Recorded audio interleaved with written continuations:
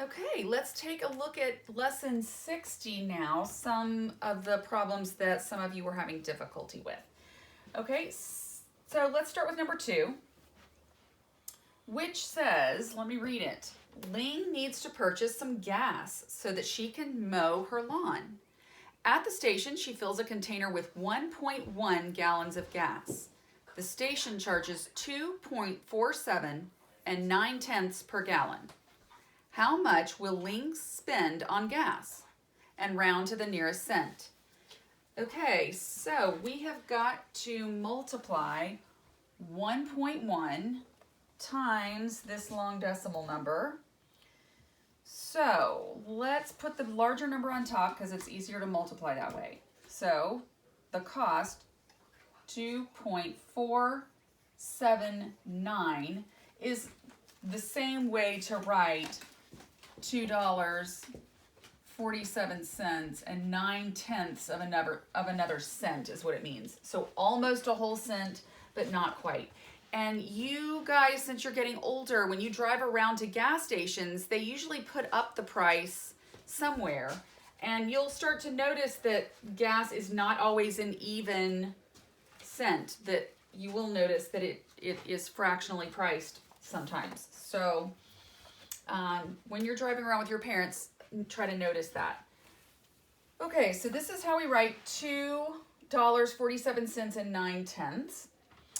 So we will multiply that times 1.1.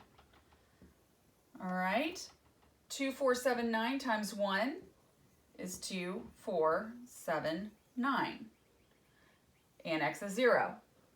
1 times 2.479 is 2.479. Now we need to add 9, 16, carry the 1, 12, carry the 1, 7, 2. Now for our decimal, we have 1, 2, 3, 4 places behind decimals. 1, 2, 3, 4. So our decimal goes here after the 2. And they wanted us to round to the nearest cent. So this will be $2.73 because this is a 6. $2.73. Now look at B. They want to know, use estimation to see if this makes sense. Well, if 1 gallon is $2.47 and 9/10 for just 1 gallon, then does $2.73 make sense for 1.1 gallons? Well, for 1.1 gallons, that would just be a little bit more, right, than 1 gallon. I mean, 1/10 more. So our answer of $2.73, is it just a little bit more than almost $2.48? Yes, it's just a few cents more.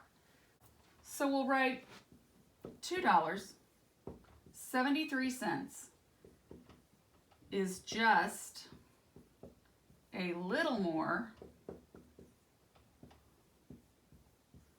than $2.47 and 9/10. Now let's look at number 10. The problem is 0.65 times 0.14. Okay, let's start from the beginning. We need to multiply 0.65 times 4 first. 4 times 5 is 20, carry my 2. 4 times 6 is 24, 25, 26, carry the 2. 4 times 0 is 0, plus 2 is 2. And x is 0 because of this place right here, and we're finished with that number. So 0.65 times 1 is going to be 0.65. All right, so we're finished with that number, and now we need to annex 2 zeros for both placements. 0 times anything is 0. So now we can add 0, 11, carry the 1, 8, 9. And this is 0. Now let's count how many places we have behind a decimal. 1, 2, 3, 4. 1, 2, 3, 4. So the answer to this problem is 0.091, right? Because we can simplify any decimal by not even including this 0. Now look at number 11. We have 65 divided by 0.05. Now, when we divide decimals, we cannot divide decimals with a decimal out here. We always have to move it, okay? And we have to move it all the way in. So if we move it 2 places, we have to move it 2 places to make it a whole number. Then we will have to move our invisible decimal 2 places here as well. 1, 2. So we need to annex zeros in those places and move our decimal straight up so that we know where the decimal is. Okay? And now this number has become 5, a 5, right? It's no longer this decimal number that we had out here. We're now putting 5 into 6,500. See that? 5 goes into 6 once. 5 times 1 is 5. Subtract. 1, bring down the 5. 5 goes into 15 3 times. 3 times 5 is 15. That leaves nothing left over. We can just bring down our 0. 5 goes into 0 0 times, and this is also going to be a 0 when we subtract everything out and do it again. Okay, so 65 divided by 0.05, or excuse me, yeah, 65 divided by 0.05 ends up being 1,300. Okay, let's check our answer. Does 1,300 times 0.05 equal 65? Let's check. 1,300 times 0.05 equals 5 times 0 is 0, 5 times 0 is 0, 5 times 3, 15, carry my 1, 5 times 1 is 5, plus 1 is 6. 0 is going to be a bunch of zeros, so we don't need to do that. How many places in our decimal? 2. 1, 2. The answer to that is 65. So yes, the answer is correct. Now look at number 18. We have 3x equals 1.2 plus 1.2 plus 1.2. Well, first we need to simplify this. We need to add all of this together that is on this side of the equal sign so we can just get one number to deal with, right? So let's bring down our 3x and our equal sign, and 1.2 plus 1.2 plus 1.2 will be 246, then the decimal point will be lined up, and then 1, 2, and 3 for a whole number. So we have 3 times what number equals 3.6? Okay, 3x equals 3.6. That means we'll need to divide to find this missing number. So 3.6 divided by 3, let me write this bigger. 3.6 divided by 3 gives us, 3 goes into 3 once. I need to bring my decimal straight up, and 3 goes into 6 twice. So x equals, or excuse me, let me write this down here. X equals 1.2. That's our answer. Now, let's check this to see if it's right. If we put 1.2 in for x. That means 3 times 1.2 should equal 3 1.2s. That is going to make sense. 3 1.2s will equal 3 1.2s. Okay, last one for today. I want to look at 28 now.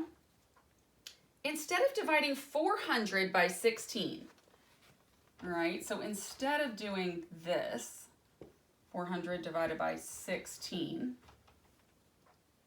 Feed thought of an equivalent division problem that was easier to perform.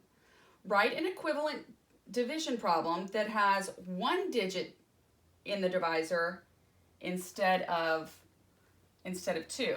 Okay, we're going to find one digit in the divisor and then find the quotient of that instead.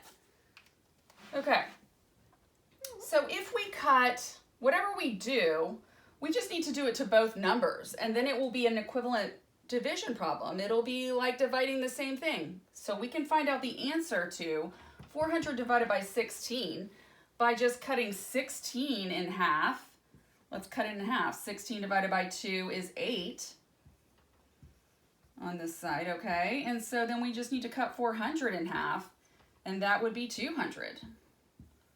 So what is 200 divided by 8? Well, that still seems like we would still maybe need to do a little bit of thinking. We can make it even easier, right? So let's divide 8 in half, and this in half again, and make it 100 divided by 4. Okay? Now that's easy. We know that 100 divided by 4 equals 25. That means that 400 divided by 16 should equal 25, okay? So let's check it. Let's check it over here. 16 goes into 400. All right, 16 times 2 is 32. So I'll put my 2 here. 32, subtract. 10, 9, 8, and that will be a 0. How many times does 16 go into 80? Well, 16 times 2 is 32. So 16 times 4 would be 64.